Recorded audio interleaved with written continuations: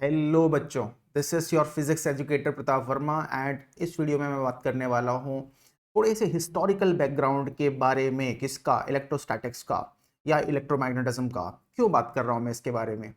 Well, ऐसा नहीं कि एग्जाम में कोई आपसे पूछने वाला है कि भाई कैसे हिस्टोरिकली ये फील्ड डेवलप हुआ था, किस साइंटिस्ट ने कौन सा काम किया था। जनरली ऐसा नहीं होगा, बट आप ये समझ लो कि आज मैं बात कर रहा हूँगा 12th स्टैंडर्ड में जो फिजिक्स मोस्टली आप पढ़ते हो, है ना, इलेक्ट्रोमैग्नेटिज्म वाला जो खासकर पोर्शन है, ठीक है, उसके बारे में मैं बात कर रहा हूँ। एंड किस किस साइंटिस्ट ने क्या काम किया, क्या किस किस ऑर्डर में चीज़ों का काम हुआ। ठीक है, तो दोज हु आर इंटरेस्टेड, थोड़ा सा क्यूरियस हैं इस चीज़ को लेकर के, दे शुड डेफिनेटली वॉच। मुझे पर्सनली ऐसा लगता है कि अगर आप फिजिक्स पढ़ रहे हो तो वो कैसे हिस्टोरिकली डेवलप हुई है, किसने क्या काम किया है, वो जो नाम हम सुनते हैं ना बीच बीच में, तो उनके बारे में थोड़ा थोड़ा पता होना चाहिए। It is fun to know that. ठीक है, सो चलिए वीडियो शुरू करते हैं।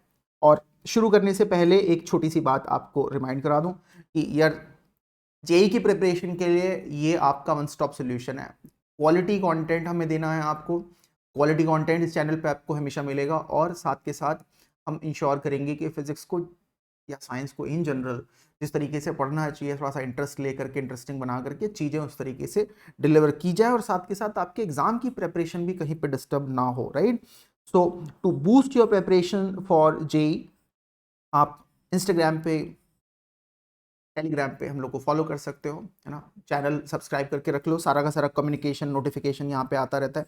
anandmani.com, it is an excellent resource for all sort of things related to your studies. DPPs हैं, नोट्स हैं, माइंड मैप्स हैं, क्लास शेड्यूल है, गाइडेड मैनर में आपकी प्रिपरेशन होती है। ठीक है, सो कर लेना यार ये। Well, let me start the discussion here, जो कि इस वीडियो का एजेंडा है। ठीक है, दैट इज कि देखो, अगर मैं बात करूं इलेक्ट्रोमैग्नेटिज्म की, प्रीवियस वीडियो में मैंने बात करी थी कि दो अलग अलग फील्ड थे, है ना, हिस्टोरिकली। इलेक्ट्रिक फिनोमेना से रिलेटेड जो फील्ड था और मैग्नेटिक फिनोमेना से जो रिलेटेड फील्ड था, ये दोनों अलग अलग हिस्टोरिकली डेवलप होते रहे। ठीक है, तो एंशियंट ग्रीक्स ने इसके ऊपर काफ़ी बेसिकली काम किया, और some of the first examples that we see electric phenomena को लेकर के या स्टैटिक इलेक्ट्रिसिटी को लेकर के, वो आता है एंशियंट ग्रीक से कि एम्बर के जो स्टोन्स हैं उनको रब किया गया सिल्क के अगेंस्ट, उनके ऊपर चार्ज इकट्ठा हो जाता है, स्ट्रॉ पार्टिकल्स को अट्रैक्ट करते हैं, and so on. Right, and similarly it is also reported कि कुछ नेचुरली अकरिंग मटीरियल्स होते थे, उसमें वो प्रॉपर्टी होती थी कि वो फेरस टाइप के जो मटेरियल हैं, आयरन, उसके फिलिंग, उसके बनी हुई चीज़ें उनको अट्रैक्ट करते थे। तो वहां से आपका मैग्नेटिज्म वाला जो फील्ड है वो डेवलप होना शुरू हुआ। और ये दोनों चीज़ें मतलब बहुत लंबे टाइम तक ये दोनों चीज़ें अलग ही चलती रही। तो इलेक्ट्रिसिटी वाला जो फील्ड है और मैग्नेटिज्म वाला जो फील्ड है, वो दोनों अलग रहा। दोनों के बीच में कनेक्शन कब बना, कब पहली बार ये देखा गया कि दोनों चीजें शायद रिलेटेड है एक दूसरे से? Well, that happens around 1820 here, and the scientist responsible for that is Christian ऑस्टर्ड। इसके बारे में और इनके बारे में, इस पर्सनालिटी के बारे में बच्चों आप पढ़ोगे कौन से? मैग्नेटिक इफेक्ट ऑफ करंट, हमारा एक चैप्टर है, मैग्नेटिक इफेक्ट ऑफ करंट। तो 12th स्टैंडर्ड की जो फिजिक्स है, मैं उसके कॉन्टेक्स्ट में बातें कर रहा हूँ, है ना। तो magnetic effect of current chapter आएगा, उसमें हम बिल्कुल शुरुआत में पढ़ते हैं क्या किया था इन्होंने।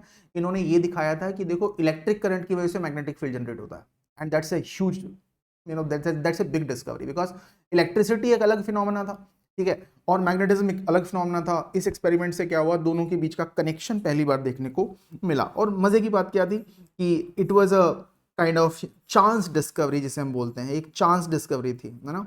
इसके पीछे स्टोरी कुछ ऐसी है कि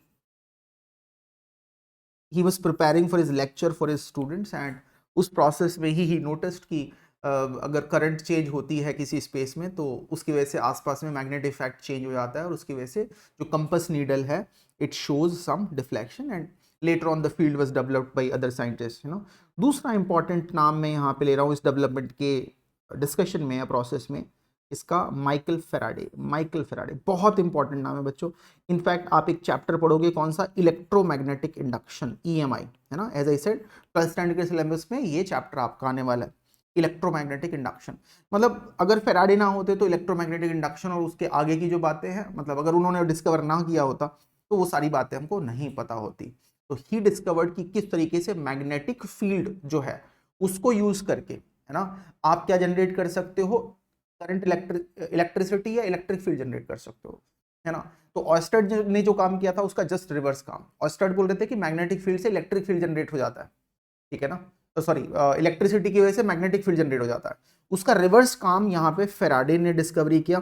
और जीनियस टाइप के इंसान थे, मैथमेटिक्स बहुत कम यूज करते थे, इंट्यूशन पे विजुअलाइजेशन पे बहुत बिलीव करते थे। सो मच सो कि उन्होंने अपने पूरे के पूरे काम में कहीं कोई मैथमेटिकल इक्वेशन ही यूज नहीं करी। इनफैक्ट उनके काम को मैथमेटिकल फॉर्म में लिखने का जो काम था वो मैक्सवेल ने किया था लेटर ऑन, राइट। सो अलग ही टाइप की पर्सनालिटी थी और बहुत ही जीनियस टाइप के साइंटिस्ट थे। क्यों हम बात कर रहे हैं इनके बारे में, because it's a big name and we are going to study about what he did in our chapters. Exam में हमेशा सवाल आते हैं ईएमआई से रिलेटेड, उस सब के बारे में बात होगी लेटर ऑन, ठीक है। एक आपके लिए छोटा सा एक्टिविटी है, if you are interested, those who are curious about things, you can explore more about Faraday and you can comment in the comment section कि आपने क्या और इंटरेस्टिंग उनके बारे में पढ़ा। करना चाहिए, जिसके जिसके बारे में आपको थोड़ा इंटरेस्ट आ रहा है उसके बारे में थोड़ा सा एक्स्ट्रा पता होना बुरी बात नहीं, अच्छी बात होती है।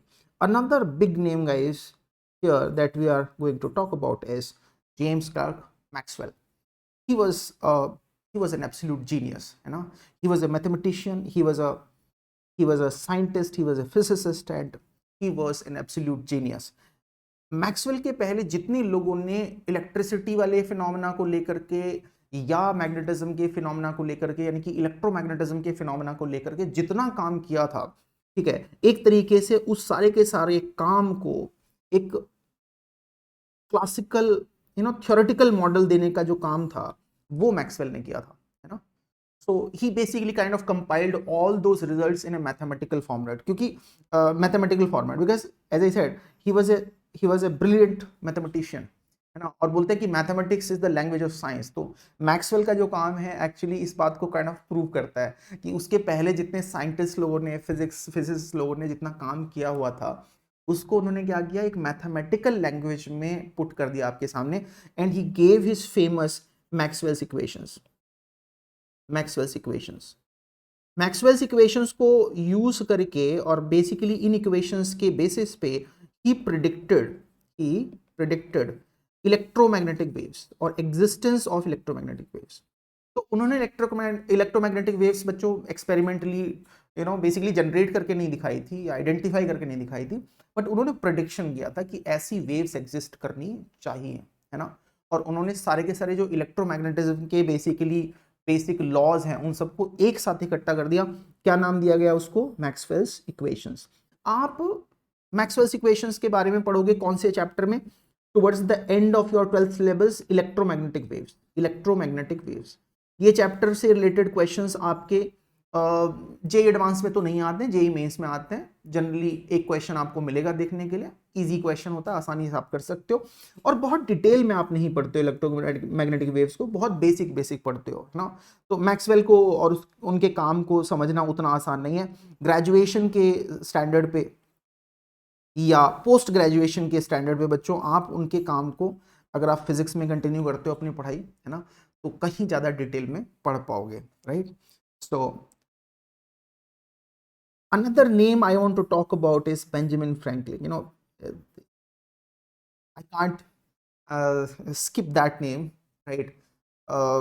इनका जो काम है, बाय द वे, इनका जो काम है वो हिस्टोरिकली और पहले का है ना, मैक्सवेल, फैराडे, इन सबसे भी पहले का है। In fact he is the person credited with the discovery और basically classification of charges into two charges, two type of charges, positive and negative, जो हम बोलते हैं कि पॉजिटिव चार्ज होता है प्रोटॉन के ऊपर, इलेक्ट्रॉन के ऊपर नेगेटिव चार्ज होता है, या दो टाइप के चार्जेस होते हैं, ठीक है।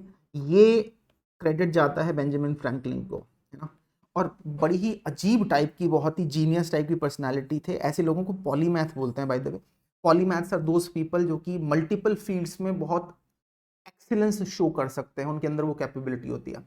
नॉर्मल इंसान क्या होगा कि कोई बहुत अच्छा अगर खिलाड़ी है तो मे बी पढ़ने में उतना अच्छा ना हो, ठीक है, या मे बी कुकिंग उतनी अच्छा ना कर पाए, या मे बी सिंगिंग उतनी अच्छी ना कर पाए, एंड सो ऑन। जनरली किसी एक फील्ड में लोग एक्सपर्ट होते हैं, but there are some exceptional people who are able to prove their excellence in multiple fields, right? So he was a scientist, he was a politician, he was an author, publisher, philosopher, political philosopher, and God knows what. So he was a genius type. And इनका एक famous experiment है kite in thunderstorm experiment, ठीक है? तो electricity का जो phenomena है, you know, he was basically interested in proving कि जो थंडरस्टॉर्म के टाइम में जो लाइटनिंग होती है बच्चों, क्या होता है? लाइटनिंग होता है। तो लाइटनिंग का जो फिनोमेना है, he was convinced that lightning का जो फिनोमेना है वो इलेक्ट्रिसिटी से जुड़ा हुआ है, वो इलेक्ट्रिसिटी से जुड़ा हुआ है, इलेक्ट्रिक फिनोमेना से, इलेक्ट्रिकल फिनोमेना से जुड़ा हुआ था। उसको प्रूव करने के लिए उन्होंने थंडरस्टॉर्म के टाइम में एक काइट फ्लाई करने का एक एक्सपेरिमेंट किया था, बड़ा फेमस एक्सपेरिमेंट है। एंड अगर आप लोग इंटरेस्टेड हो, राइट, क्यूरियस हो इसके बारे में, तो आप थोड़ी सी अपनी R&D नेट पे कर सकते हो, इस रिलेटेड वीडियोस कुछ देख सकते हो, कंटेंट पढ़ सकते हो। That will be quite fun if you do so, and what you learned about it you can put in the comments, you know. इस वीडियो के अंदर जितना मैंने हिस्टोरिकल डेवलपमेंट आपके साथ में थोड़ा सा डिस्कस किया, कुछ साइंटिस्ट के बारे में बात करी, उस रिलेटेड अगर आपका कोई क्वेश्चन है, कमेंट है, कोई डाउट है, तो आप कमेंट्स में जरूर लिखिएगा, will try to respond to that, ठीक है? So stop this video here and next video में फिर कंटिन्यू करते हैं।